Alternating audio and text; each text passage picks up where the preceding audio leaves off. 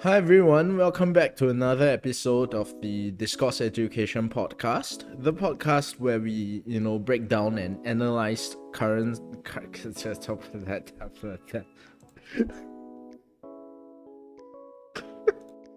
Hi everyone, welcome back. Take two, right? Welcome back to another episode of the Discourse Education podcast, where we, discuss and analyze current affairs from the past week and break them down, and usually these analyses are pitched at a level for students taking the A levels general paper in Singapore, or even O levels English, right? If you are choosing to write argumentative essays, this podcast might be of help to you.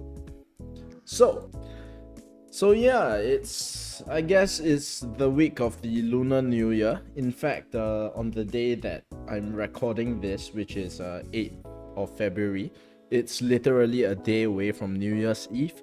And in case there are any international viewers, first of all, welcome. Secondly, in case you are not sure about, or you don't know what's the festivities like, typically on Lunar New Year's Eve, Chinese families, I guess, or any other family that celebrates this particular tradition, they will gather together and have a hot pot, and it's really meant to symbolize reunion of family members to bring in the new year, or at least according to the lunar calendar. And yeah, fun times. All right. So hopefully whoever that sees this, I hope you have a great Lunar New Year ahead, and we are gonna get into it now. So in today's episode, we are gonna be discussing two issues.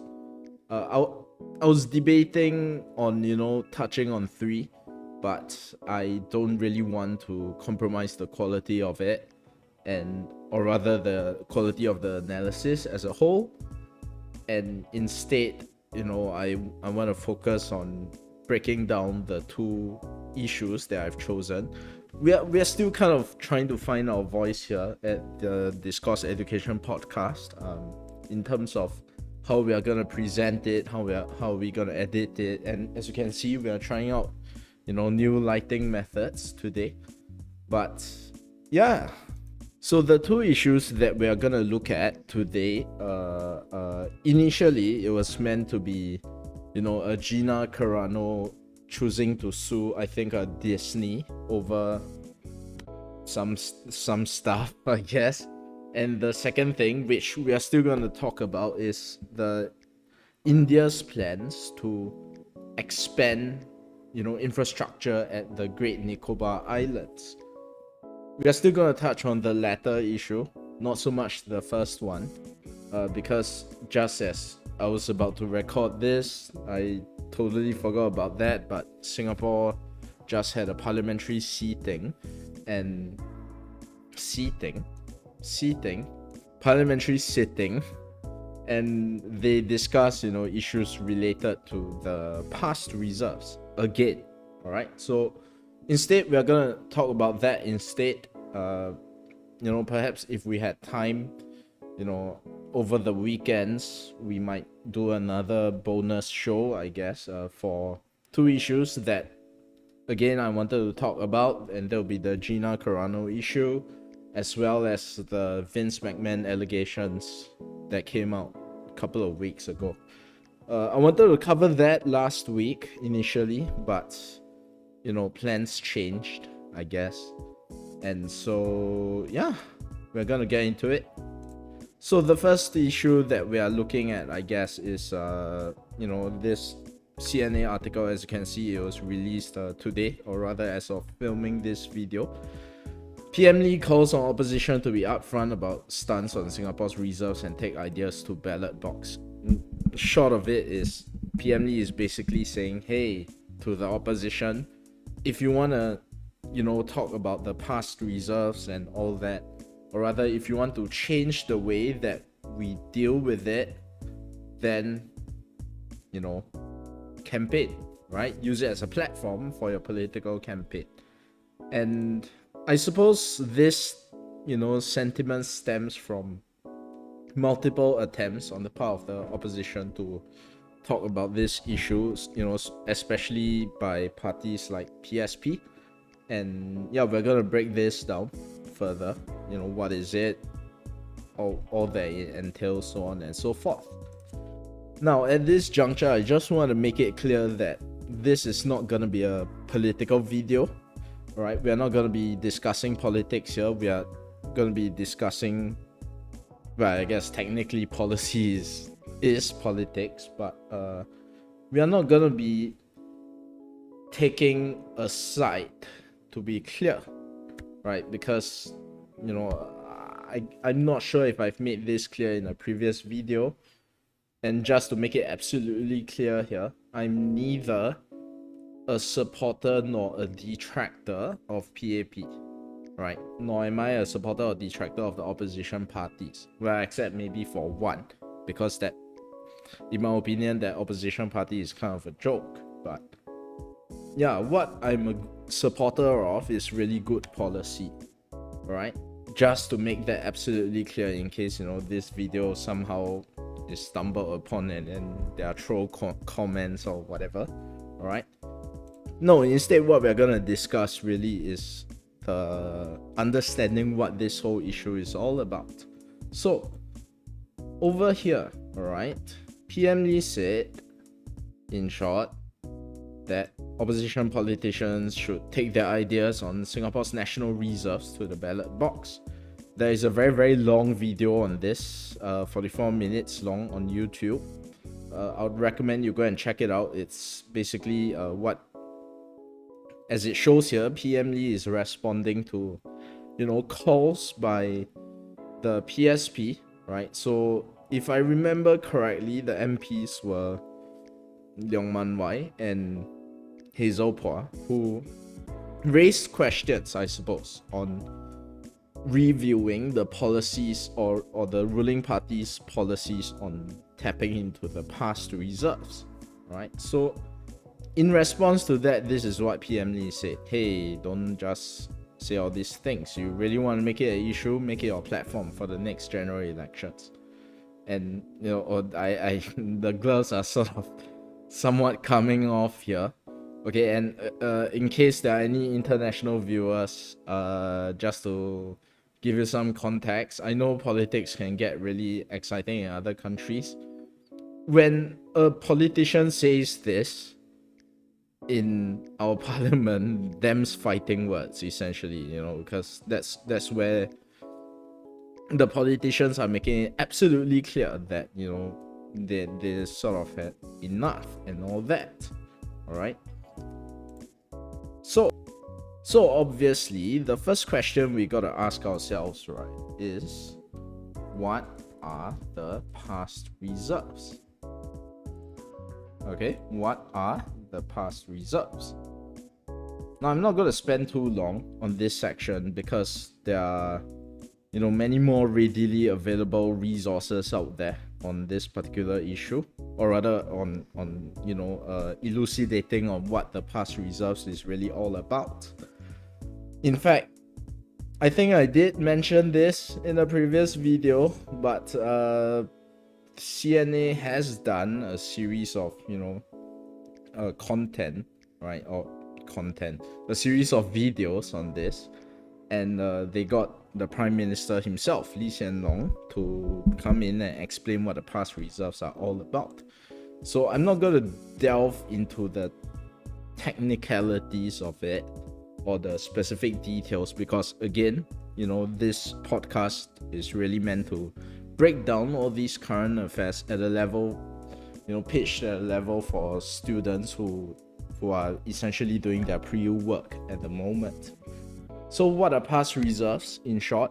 All right. The analogy I would use here is sort of like a piggy bank. Okay. So in every nation, essentially, all right,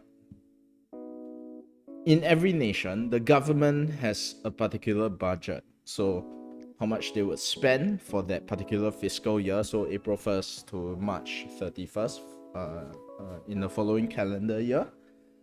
And typically, right, any governments worth their salt, would make it clear, make it transparent for their citizens, in terms of what their budget expenditures would be, i.e. how much will they spend, so on and so forth. All right. Now, for Singapore's policy, to put it very simply, okay, and again, I'm really putting this in very, very simple terms. Singapore's policy has always been to try as much as possible to incur a budget surplus. That means the government earns more revenue. Where that revenue comes from, it comes from various sources. So it can be through taxes, all right, or other forms of investments by state-owned enterprises. So for instance, GIC, things like that.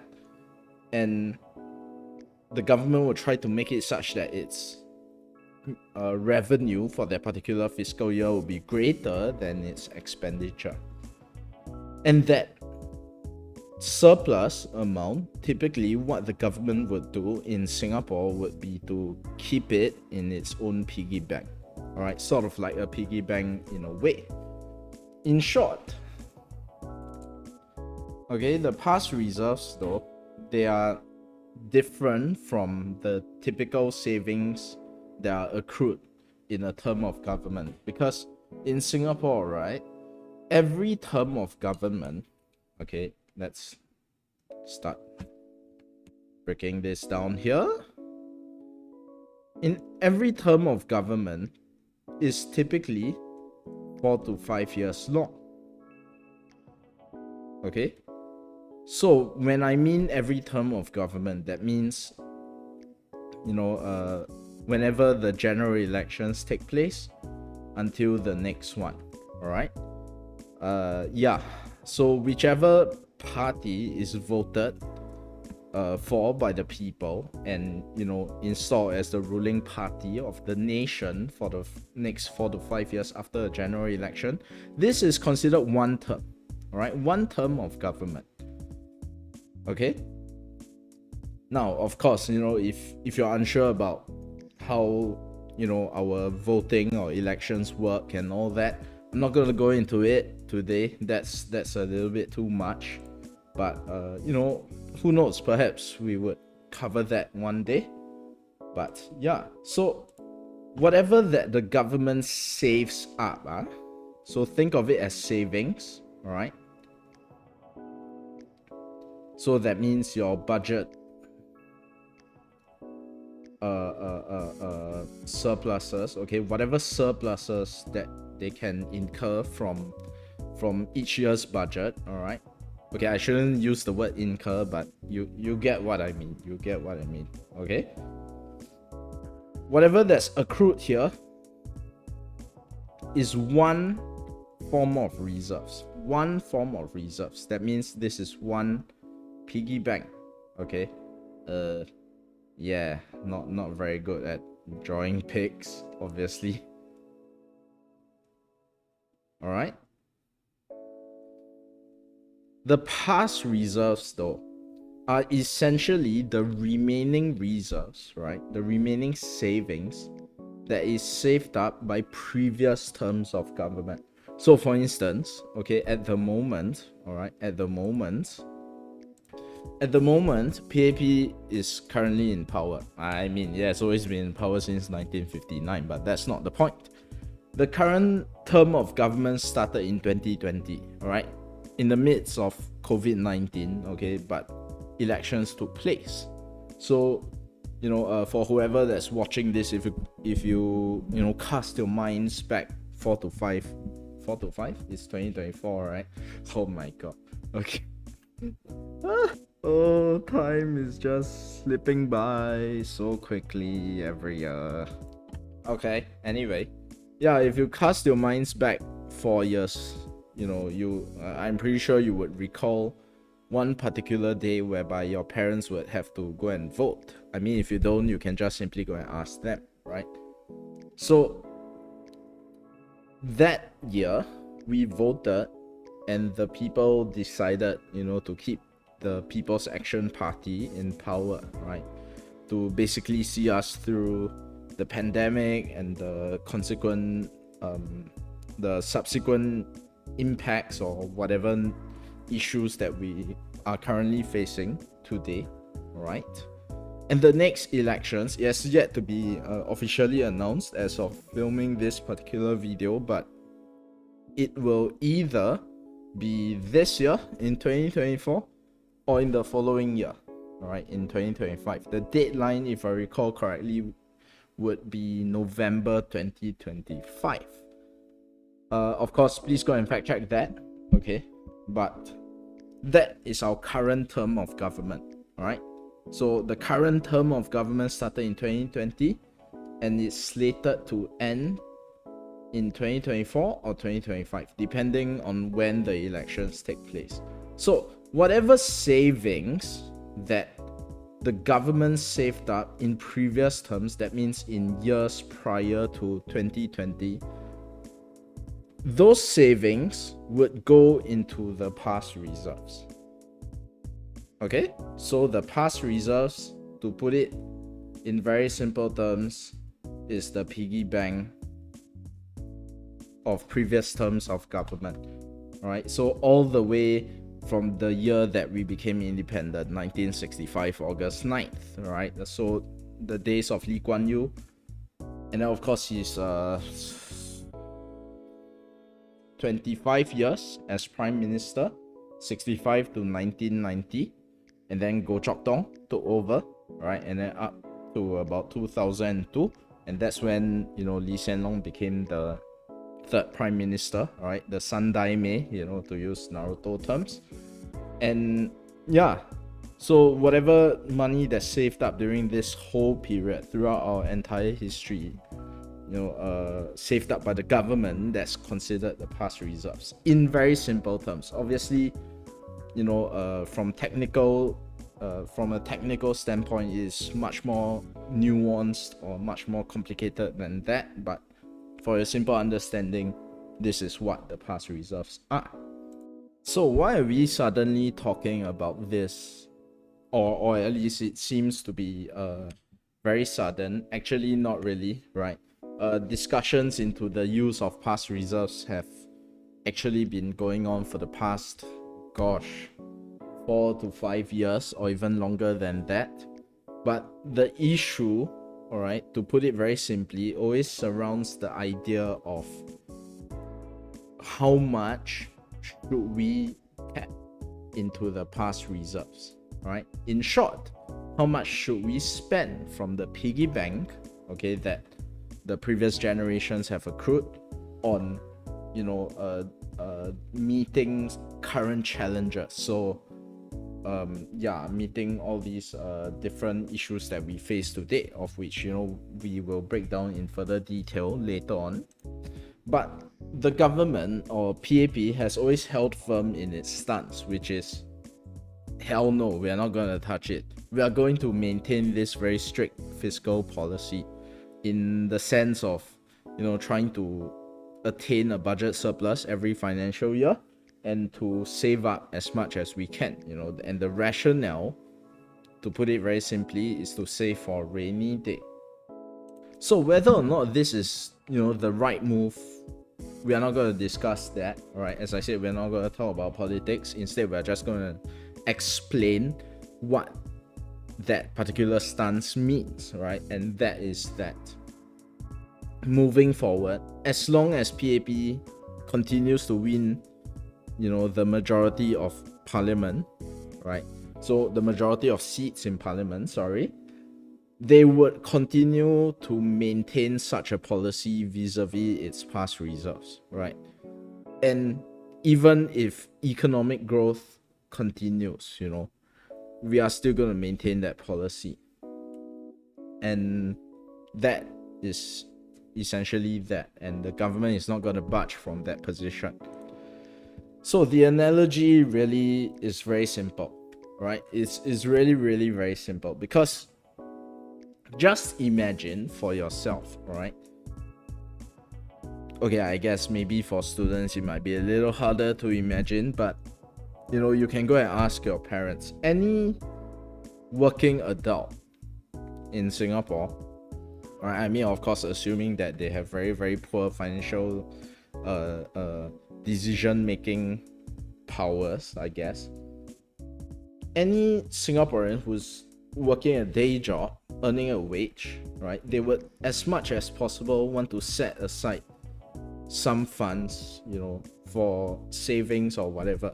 And it could be for a variety of reasons. So if we look at it from the perspective of the family, all right, if let's say, we talk about your parents, right, they would be saving money for things like, for instance, what if, okay, as the local saying goes, touch wood, all right, if there are any international viewers, that's basically the equivalent of, throwing salt over your shoulder when you spill the salt shaker, things like that.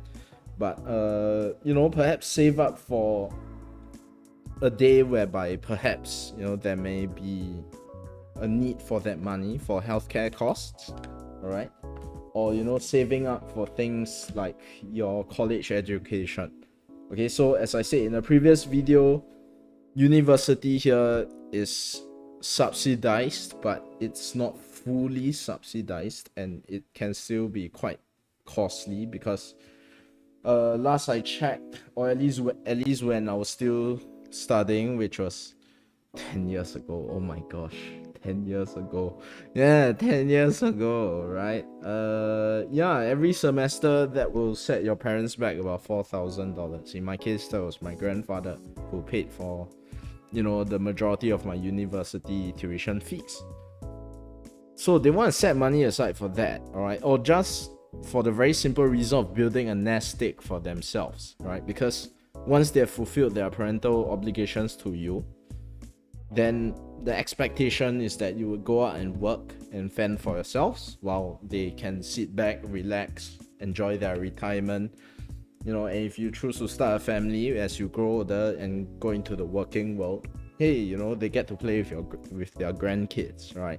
Because the caregiving side of things shouldn't really be with them already, because they have already paid their dues, right? They chose to have you, and they have taken care of you, or at least, in reality, of course, things are not always that simple. It depends on each family, but that's the ideal, right? So the idea is as simple as that. The government is maintaining this policy, and it has done so ever since the PAP first rose to power in 1959, and when Lee Kuan Yew was still the prime minister, or the chief minister as it was known back then, up until the day that we became independent. All right, so that is the rationale. Or at least according to PM Lee, that is the rationale for the maintaining the past reserves. Alright, so now that we have an understanding of what the past reserves are, and what the government's rationales are for this particular policy and why they would continue to maintain it, I think we can start to look at some practical ways that we can apply this particular example.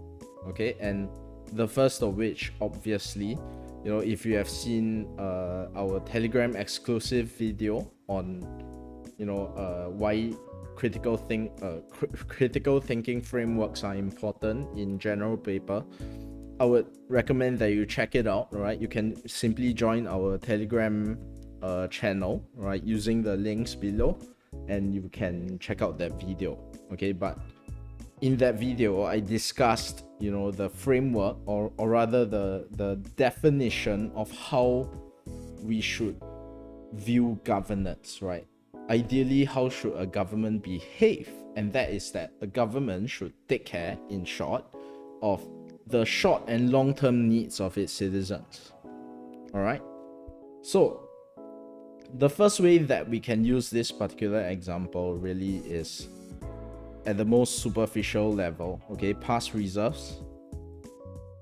All right, it is used to hedge against future crisis and uncertainty, and this can be used, okay, if let's say you are writing an essay on governance in your society. All right, so Singapore related questions. You can use it to justify how, you know, the PAP, the ruling party, is planning for that particular eventuality. All right, and of course you would want to substantiate that further with other examples, things like the resilience package in 2009. Okay, to be clear, the government did set aside hundreds of billions of dollars to be used in at that point of time. Okay, and in case you are wondering what's so significant about this particular year, because in 2008, okay, the world saw its worst worldwide global sort of like economic crash since the Great Depression of 1929. So Singapore, obviously, as we have discussed in previous videos, okay, we are a nation that's highly reliant on imports and exports, which means we are very, very linked, I guess, to the global economy, which also means whatever fluctuations that occur out there would invariably affect us one way or another. So you can use this as an example, right, in terms of like how the government has made use of such a policy of a past reserves to protect the citizens in times of crisis. And of course, the more recent example, especially for general paper students, because obviously you don't really want to use examples from almost 20 years ago, although to be fair, that was the only other time when Singapore really drew down on our past reserves. And if I remember my numbers correctly, we took away is the wrong term. We took out, I guess, $4.9 billion to spend, you know, use for fiscal measures to stimulate the economy. All right. And the government did pay it back. And of course, the other case was in 2020. Why? Because the world was set on fire, figuratively, okay, due to COVID-19. So I can't remember the specific numbers that we spent here, but if I remember correctly, at the very least, you know, at the very least 40 billion, if I remember correctly. So you can see like it was a significant increase. Okay, so that's the first way that you can use this particular example. You know, if let's say if let's say you're constructing a point whereby you are trying to assert that, you know, hey, if a government does its job at the very least to try and take care of the citizens, and if let's say, you know, you are doing a question that's based in Singapore, you can use this particular example. And yeah, that's the first way.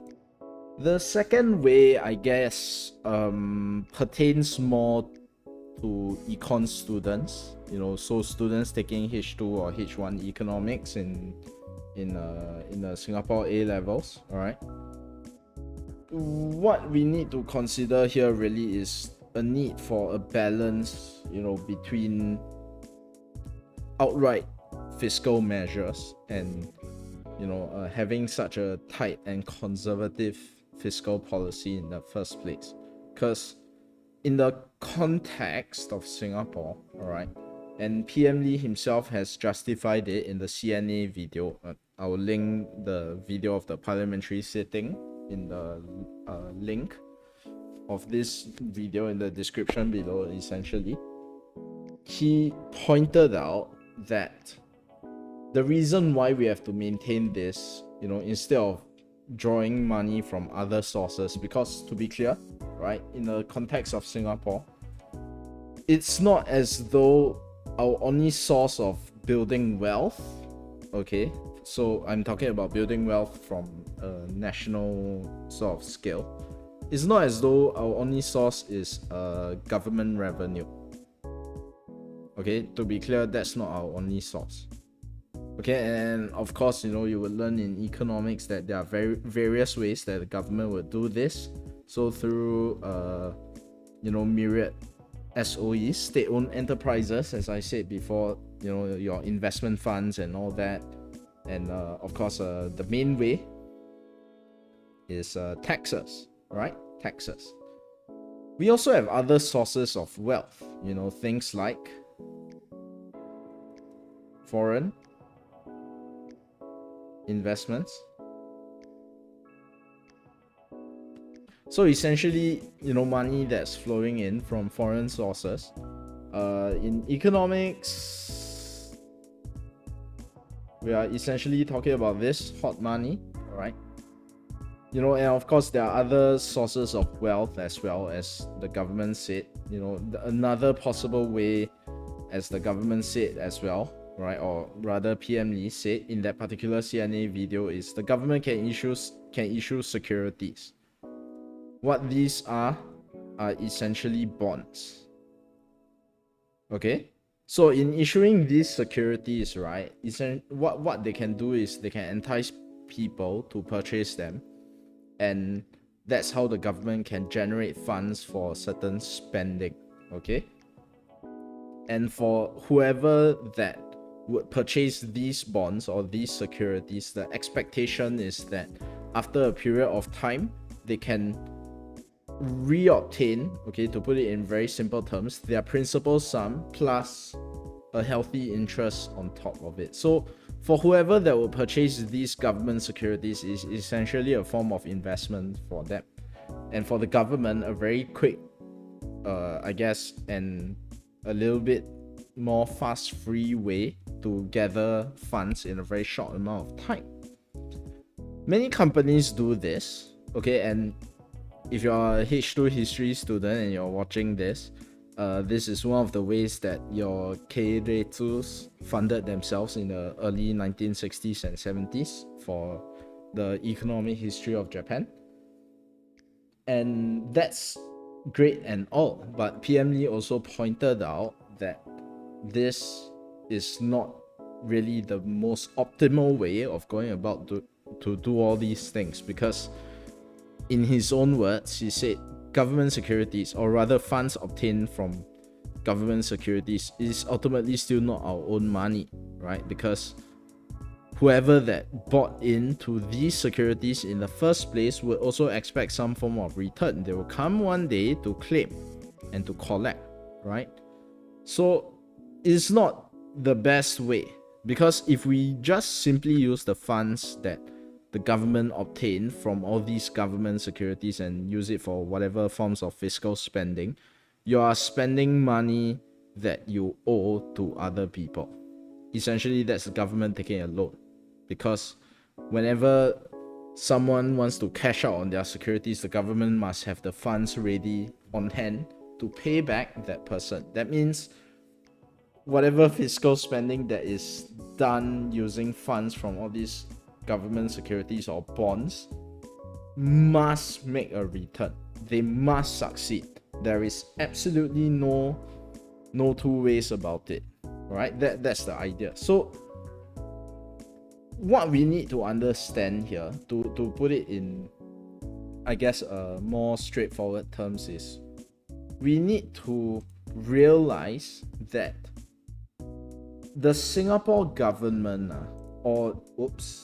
just realized we're on the wrong screen, or the Singapore government, the way that we go about formulating all these policies, especially when it comes to economic policies like these, things that would inevitably very greatly affect the livelihoods of Singaporeans, we take a very, very, very, very cautious approach, right? And when I talk about cautious, I don't mean like, an approach that's ultimately entirely free of risk. No such thing occurs. It's an approach that manages the risks as much as possible, and you see that manifesting in all these different policies and all the different ways that the government approaches issues, like let's say COVID-19, right? When it came to reopening the society as a whole, after the circuit breaker period and after all the various phases of tightening postures and loosening restrictions, all that, we kept, or rather the Singapore government kept their fingers on the pulse of things constantly. They are just constantly on it, and the whatever policies that they would take, whatever regulations that they loosened within that context of the COVID-19 itself, it was all dependent on how much capacity do we have in our healthcare facilities, right? So understanding all these things would help you ultimately understand why the government would take such a posture. Again, whether or not you agree with this, we are not really discussing that. It's more of trying to analyze why the government would do this, and of course, how are you then going to use this in your general paper or even econs? Okay, for econs I can't really advise all that much because I don't teach that subject, even though I like to think myself as having I guess an adequate understanding of the very, very, very basics of economics. I can't really read further into econs because there's a lot of math involved, and math is my kryptonite. Yeah, so but nevertheless, right, I surmise that in economics, and this is also based on my own experiences when I was still taking the A levels, there will be a lot of room for evaluation and analysis of things related to, let's say you're dealing with a case study, and then, hey, the government, or rather the case study asks you a question on, the feasibility of certain fiscal policies, or the rationales behind certain government policies that the Singapore government would take, right? So you can analyze it from these points of view. Okay, you can use fiscal policy, you can technically draw into the past reserves to spend it on things like infrastructural development, things like education programs and all that, because when we consider the current state of our economy, right, as I said in a previous video, okay, and yeah, I hope you have seen that, the one on tuition, where I discussed how our economy is structured. There is just a much greater barrier now in terms of attempting to develop our economy further, because the days of growth rates at 8 to even 10, or to even at one point of time in the 70s, we were experiencing 13, 14, 15% GDP growth rates. Yeah, those are long gone. There's no way those days are ever coming back, because that's just impossible right nowadays. Why? Simply put, because our economy has developed to that point whereby unless we experience some form of technological revolution or some form of insane advancement, right, that would greatly revolutionize a lot of the way that we do things in society, there will be no sort of like areas for growth or for that sort of boom that we experienced in the early 70s and the 80s, right, or even the 60s. So because of that economic growth, and you see the government implementing all these things, through like our innovation programs, upskilling, all that. I've talked about this before. So you can use those to justify why fiscal policy may possibly work, especially in terms of developing certain sectors, right? This is all hypothetical, of course. Developing certain sectors, developing certain industries, developing more infrastructure to to cope, with the rising healthcare costs and also, the aging population as a whole, right? Yeah, you can argue for that, but at the same time, you can also take the long-term view, which is, hey, in according to the government, in the long term, right? What if something hits the fan again? Because COVID-19 was certainly a huge thing for not just us, but the world as a whole. And it certainly won't be the last pandemic because, in fact, this time round, we are, I guess, somewhat. If you just think about it, I'm not speaking from any sort of biological science point of view, but if you just think about it, we are somewhat lucky this time round, given the virility of this particular virus, that it wasn't as lethal as something like the Black Death, right? Or basically the bubonic plague in various forms throughout human history. So in cases, or rather in case something like that occurs again, right, then you can analyze that, hey, this I guess more conservative way of managing our nation's finances certainly is justifiable, for future, in case things happen again in the future. And then, of course, in the context of GP, as I said earlier, you can use this in those in your society questions, right? So questions specifically related to Singapore only, or you can also use this to evaluate certain points in your AQ, like if you are trying to justify that, hey, our government is or rather our society is conservative as a whole, right? No, sorry, our society is market based, right? And it's very liberal on that front. So a lot of things are dependent on market conditions, right? We don't really have many regulations that would bar companies from easily doing business here.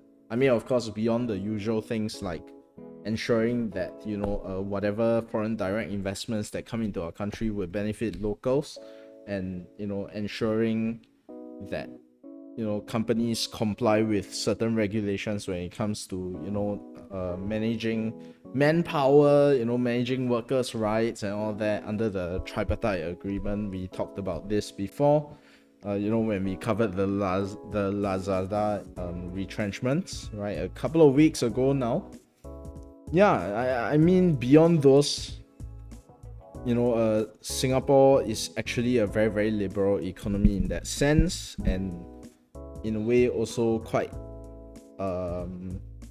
what's the word that I'm looking for, quite attractive for especially individuals or entities with high amounts of capital that can invest and make a lot of money on those investments, right?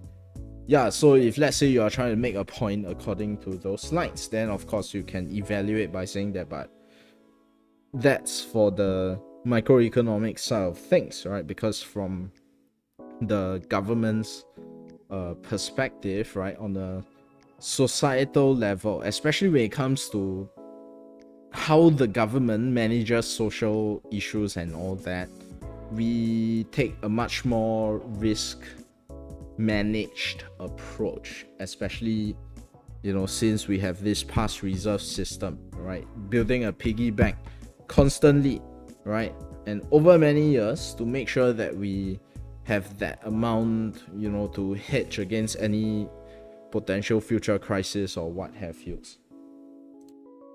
So yeah, that's that for this particular past reserves thing.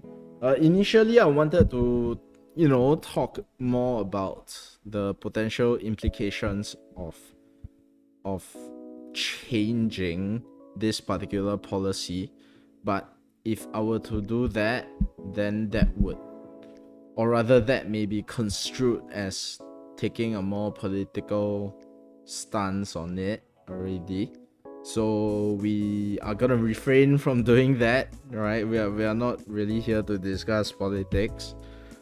And yeah, you can use this example certainly, right? And of course, if you do have questions on the potential implications of changing up this policy and what have you, please feel free to drop us a question at this particular link, right? And yeah, I'll do my best to answer them as quickly as possible and cover all these questions in these videos. And yeah, so with that down, right, we are gonna talk about something else now.